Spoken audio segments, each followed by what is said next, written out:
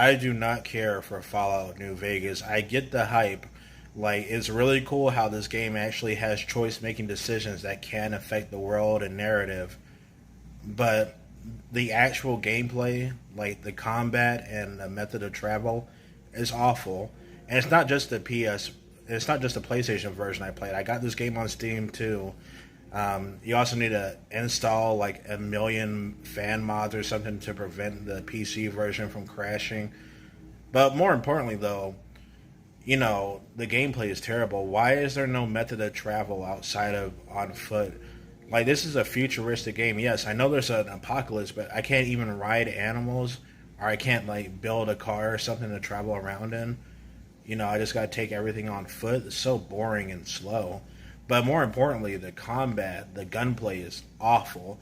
Absolutely awful. Complete garbage. Yes, the dialogue, like I said, the dialogue choices are great, but the gameplay is terrible. I play video games for the gameplay. See this over here? This is God of War 1, 2, and God of War 3. Not the best stories, and you definitely don't get any decisions to make in these games outside of choosing the difficulty, but they're way more fun than Fallout New Vegas. Fallout New Vegas is more interesting to watch on YouTube than actually playing it, to be honest. I like Resident Evil 4. I've beaten it, at least like 5 times, and I got it on PC as well. But I do not consider this game to be one of the best ever. I don't like so many people treat this game as like the second coming of Christ for some reason, and I get it. I really do understand why people like this game, but for me, it was just good. It wasn't great. It wasn't okay. It was just good. It's not even my favorite Resident Evil game. No, because my favorite Resident Evil game, if I can find it somewhere, my favorite Resident Evil game is Resident Evil 7 Biohazard. Because Resident Evil 7, that felt more like a horror survival game. And I played Resident Evil to feel scared. And speaking of which, I don't like Resident Evil 2. I consider the remake better. The remake has better voice acting. The remake is scarier. The remake has better gameplay. Yeah, I know Resident Evil 2, the original game, has a quote-unquote better story. But that's not saying much because Resident Evil 2's original story is nothing to brag about at all. It's a very simple Hollywood flick type of story. It's a dumb horror game. It's not that deep. Oh, wow, there are some more logs to read or something. I don't care. I don't care. Especially since future Resident Evil games will just retcon this stuff anyway. Yeah, Christ. The worst Metal Gear Solid game has a better story than the original Resident Evil 2. I don't care if the original Resident Evil 2 has a better story than the remake. The remake is way better from a gameplay point of view. I'm not buying God of War Lost Fate at all. Why is the trailer and, promotions for this game so adamant on showing off that stupid modern talking cube? That's my biggest problem with the game, is that the dialogue, when you look at the trailers, it feels like something out of an MCU movie. I miss the days when God of War wasn't like that. I don't care if GTA 6 is $80, I will pay for it. I'm not going to pre-order it, but I will pay for it. For me, $80 is nothing at all. If it has good feedback from critics and, more importantly, fans, then yeah, I'm going to buy it day one. Like, yeah, it sucks that games in the future are going to be costing $80. But you see this pile of books and comics and stuff over here? For me, $80 ain't shit. It's not that big of a deal. It's not that big of a loss. And plus, if you don't like the $80 price tag, you can't just wait for the game to go on sale. Yakuza 4 is the worst Yakuza game. I mean, it's not bad, don't get me wrong, but I just don't really remember anything from the story. I mean, the game is so irrelevant that Tanimura never makes an actual appearance in the games. I mean, he's referenced in Yakuza 8 Infinite Wealth, but that's about it, you know? Why is Kiryu even a part of Yakuza 4? He's just in the game because this game came out at a time when they didn't really know how to get rid of Kiryu yet, or they weren't confident enough to do so. With Yakuza 8, even to this day, they're still scared to retire Kiryu in a game franchise where the characters get older. But we'll see how Yakuza 9 turns out. I do like how Yakuza 4 introduces Akiyama as Seijima. But the thing is, Yakuza 3, it has a better story than Yakuza 4, and Yakuza 5 has way better gameplay and sub stories and content than Yakuza 4. Yakuza 4 is just Yakuza 3, but with a worse story, and you play as four different characters, I guess. Also, that's another thing. I don't remember any of the sub stories in this game. When I replay Yakuza 4, I'm going to look forward to it because, it would be like playing a new game again. Also, how did I get a golden trophy for this? I'm actually surprised. Was I that invested by it? Bully is the best Rockstar game ever. It's better than San Andreas. It's better than GTA 4 and 5. It's better than Red Dead Redemption 1 and 2. It's better than The Warriors. Why do I consider this the best Rockstar game? Simple. It's the pacing. Bully doesn't overstay its welcome. The problem with San Andreas, GTA 4, and GTA 5 is that there's so many missions. And GTA 5 only has about 60 story missions, but those story missions are pretty dang long at times. But with Bully, it's just... Actually, I'm going to install this game right now. But with Bully, it's just way more to the point, And plus, every mission in the game is fun. There's not a single mission in this game where I think, oh, that's some unfair bullcrap. No, the missions in this game are usually very fair. There might be one difficulty spike in the game, but even then you can overcome it. But also the background music's incredible. And yeah, it doesn't have the best story, but I do like how this game has a theme of standing up for yourself in an oppressed environment. And what else? Oh yeah, every NPC is recognizable. Red Dead Redemption 2 has like thousands of NPCs, but outside of a few scripted ones, none of them are really that memorable at all. Same for the GTA games after San Andreas. But yeah, I just really like Bully. The missions are fair and balanced, and it feels like every single degenerate high school shenanigan prank is in this game. Will we ever get a Bully 2? Probably not in this day and age. Companies are too scared for that. But hey, who knows? Japanese games, those games can still be pretty ballsy. The best Final Fantasy is not 6. It is not. Oh my goodness! Why is this thing so out of order? I was gonna say it's not better than Final Fantasy. Oh wait, God! Now I'm stuttering. The best Final Fan. Oh, screw it. The best Final Fantasy is not 6. It's not Final Fantasy 7. It's definitely not Final Fantasy 10. No. The best Final Fantasy game would be not this one. Final Fantasy 9. Final Fantasy 9. Oh, I gotta mute the music. Final Fantasy 9 is such a charming game. Classic Final Fantasy, the games I just mentioned are still great. It's really subjective at the end of the day, but I feel like Final Fantasy 9 is the perfect fantasy game. Almost perfect. The only problem with 9 is the super slow combat, And hey, if you got a PC, you can probably just mod it to be faster. Plus, you can use the Meguri mod to make the game look better. But even then, Final Fantasy 9 on PlayStation or however you play this game, it's a great time. Like, the dialogue's fantastic, especially for a game that came out in the year 2000. The combat's slow, but the enemy variety is awesome.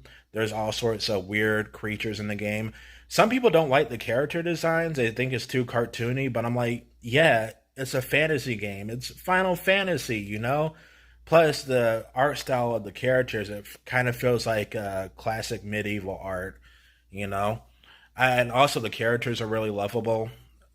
Some of them aren't as developed, like Freya's arc, however you want to pronounce it, the rat girl. She doesn't really have...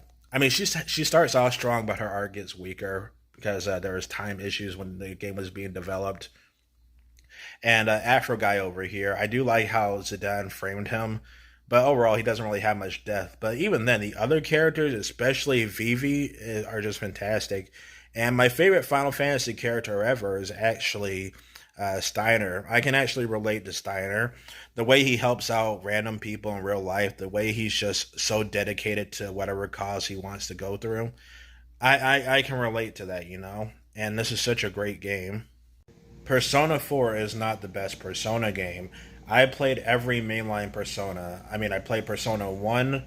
Okay, that's the worst Persona game, but who cares about Persona 1? Not even the company that made Persona 1 cares about Persona 1. I played Persona 2 on my PSP. That game is also worse than Persona 4 because Persona 2 ends on a cliffhanger. The characters aren't that memorable. But then again, not even Atlas, the company that made Persona, does not care about Persona 2. Then my first Persona game was Persona 3, and that game was wonderful. I played the portable version. Then when I got money as a kid, or when I got money as a young adult, I got the FES version on PS3, and that was a really good game. And Persona 5, that made me fall in love with the series again, because when I played Persona 5, it's been a long time since I played Persona 3, and I got Persona 5 Royal, and that game was awesome. But and you know, for years I couldn't afford Persona 4 due to the circumstances. I was in need at the time, but then eventually I managed to get the money, you know, and I played Persona 4, and I wasn't that impressed by it. I mean, it's a good game. In fact, it's a really good game. With this game, you're going to get about 70 hours of story content, and that's all I can really. I mean, my thing about Persona 4 is that it's not as good as Persona 3 and Persona 5. I mean, first of all, the gameplay is a lot more simplified. It's nice that you can control all the characters, unlike Persona 3, but Persona 4's combat just. I don't know, man. It just feels too simple. I know that Persona 5 isn't that hard, but at least Persona 5 is, you know, more flashy and more fast paced. Persona 4 is like Persona 3, but again, it's more simplified. For example, Persona 3 has three different types of physical attacks. And Persona 4, all physical attacks are basically the same. There's only one type of physical attack. So, according to Persona 4's logic, getting shot is the same as getting punched. Like, okay. Also, armor equipment is less varied. The social links in the game are definitely the worst in the franchise. I barely remember any of them. The main cast, you know, they're likable, you know, but I feel like Persona 3 and Persona 5 have a better main cast. Some people say stupid stuff like, "Oh, but the characters in Persona 5 feel more like acquaintances that you work with instead of friends," and I'm like, "Shut up." There's plenty of moments, in fact, more moments than Persona 4, where the Persona 5 characters goof off together, have fun, and show genuine love to each other. Just like with any other Persona game, you know, they don't treat each other like coworkers. I feel like if you go around saying that the Persona 5 characters treat each other like coworkers, I think you're just dumb. You're just mad that Persona 5 is the most popular game. But anyway, you can even apply that game. You can literally apply that logic to Persona 4. But I'm not going to sink that low and say that because, again, there are moments in the game where the characters, you know, hang out with each other. There's definitely some good things about Persona 4, but man, whenever I feel like marathoning the Persona games, Persona 4 is the one I least look forward to playing. Although I'm not replaying Persona 1 and 2. God of War 3 has better combat and better boss fights than every Devil May Cry game. Dark Souls and every other FromSoft game is pretty boring. I mean, what do? You just go around and kill stuff, but but the combat's not as fast paced, and then you end up dying because enemies hit really hard. And yeah, and I know these games have my lore and some background history in the game's lore or whatever, but I just don't care. You play as a boring mute character, and I wouldn't mind playing as a boring mute character if the world felt more alive and interesting, like in a Zelda game, or if you hung out around a cool party, like in a Persona game or Chrono Trigger.